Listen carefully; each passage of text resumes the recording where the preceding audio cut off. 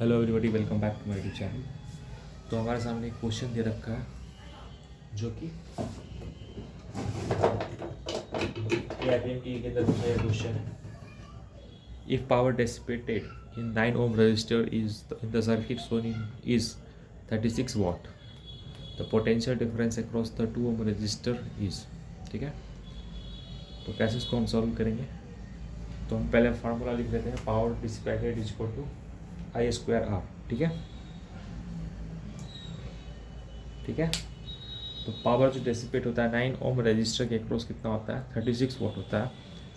तो हम बोल सकते हैं दैट इज़ करेंट हो जाएगा, current flowing through 9 ohm resistor कितना हो जाएगा, रेजिस्टेंस इज़ 2 एम्पियर। ठीक है, ये हम कैलकुलेट कर लिए। अब देखिए एक क्वेश्चन, एक फार्मूला होता है दैट इज़, अगर मतलब पैरेलल कॉम्बिनेशन है, ठीक है, पैरेलल कॉम्बिनेशन है इस तरीके से, ठीक है, और इस तरीके से दे रखा है पैरेलल कॉम्बिनेशन। तो अगर जो करंट यहाँ से मान लेते हैं आई फ्लो हो रहा है करंट, और यहाँ पे I1 होता है करंट हो जाएगा, और यहाँ पे I2 करंट हो जाएगा। ठीक है, तो जो करंट का फार्मूला होता है यहाँ पे, अगर हम I1 करंट कैलकुलेट करना चाहते हैं, I करंट है पैरेलल में, वो पैरेलल अरेंजमेंट में जो होता है, पैरेलल क्या होता है, करंट यहाँ पे क्या होता है, डिस्ट्रीब्यूट होता है। ठीक है, तो करंट का डिस्ट्रीब्यूशन कैसे होता है, तो वो होता है, मान लेते हैं इसका रेजिस्टेंस R1 है। ठीक है, एक सेकंड,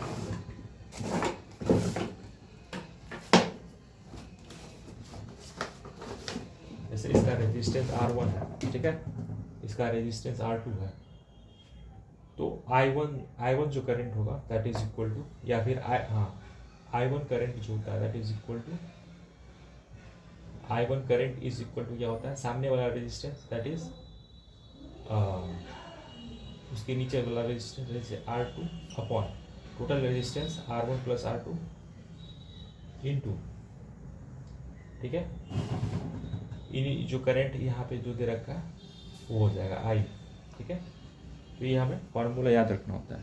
उसी तरीके से हम अगर यहाँ पे अप्लाई करते हैं यही फार्मूला, इसको, ये जो फार्मूला में डिराइव हुआ इसको हम अप्लाई करते हैं इस सर्किट के अंदर, तो हम क्या करते हैं, I0 कैलकुलेट कर लेंगे। दैट इज़ यहाँ पे I1 कितना दे रखा है, तो I1 2 एम्पियर दे रखा है, तो 2 एम्पियर करेंगे यहाँ पे। ठीक है, R2 क्या है दैट इज़ 6 ओम अपॉन, ठीक है, 6 ओम अपॉन टोटल रेजिस्टेंस कितना हो जाएगा 15 ओम इनटू ये करंट, यहाँ पे आई करंट जो यहाँ इनिशियल, जो यहाँ पे आई करंट जो था यहाँ पे, वो यहाँ पे कितना दे रखा है, आई दे रखा है। ठीक है, अब हम कैलकुलेट कर लेंगे, क्या कैलकुलेट करेंगे, आई कैलकुलेट करेंगे, तो यहाँ पे कितना हो जाएगा दैट इज 2 3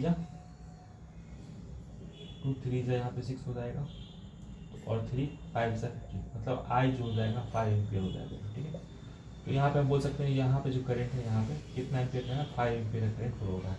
ठीक है, तो 5 एम्पियर करंट यहाँ फ्लो हो रहा है, 2 एम्पियर ऊपर चला गया तो बचा यहाँ 3 एम्पियर, तो 3 एम्पियर करंट यहाँ पे आ गया। ठीक है, अब यहाँ पे बोल रहा है the potential difference for two resistance, 5 ampere current है यहाँ पे 2 3, फिर यहाँ पे आने के बाद फिर 5 हो जाएगा।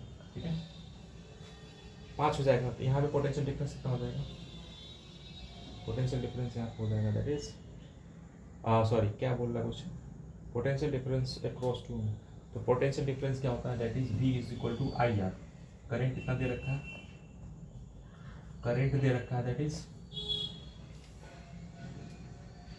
कितना दे रखा है 5 एम्पियर, रेजिस्टेंस कितना दे रखा है 2 एम्पियर, तो पोटेंशियल डिफरेंस कितना हो जाएगा 10 वोल्ट, हमारा आंसर आ जाएगा 10।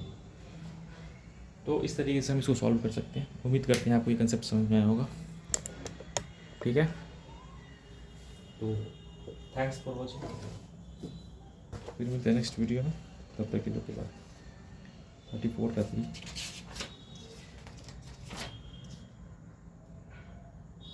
ठीक है, तो ये हमारा सॉल्व हो चुका है क्वेश्चन, तो फिर मिलते हैं नेक्स्ट वीडियो में।